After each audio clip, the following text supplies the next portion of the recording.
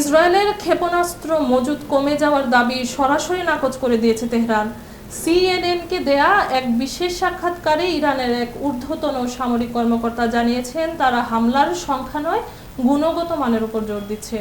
এই নতুন নীতিগত রূপান্তরের মাধ্যমে এখন ইরান আরও নির্ভুল, উন্নত এবং কৌশলগতভাবে গুরুত্বপূর্ণ লক্ষ্যবস্তুতে আঘাত হানতে চাইছে।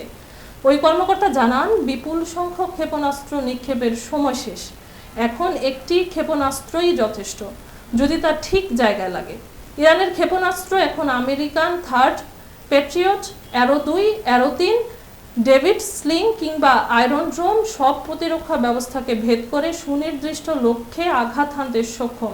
তিনি ইসরায়েলকে সতর্ক করে বলেন, নিক্ষিপ্ত ক্ষেপণাস্ত্রের সংখ্যা কমে যাওয়ায় খুশি হওয়ার কিছু নেই, বরং এটা বোঝা উচিত ইরান এখন একটি হামলায় অনেক বেশি শক্তির ভারসাম্য পরিবর্তন করে দিতে পারে।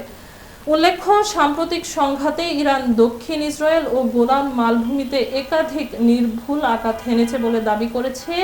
এর মধ্যে ইসরায়েলি কর্মকর্তারা বলছেন, ইরানের ক্ষেপণাস্ত্র মজুদ শেষ হয়ে আসছে।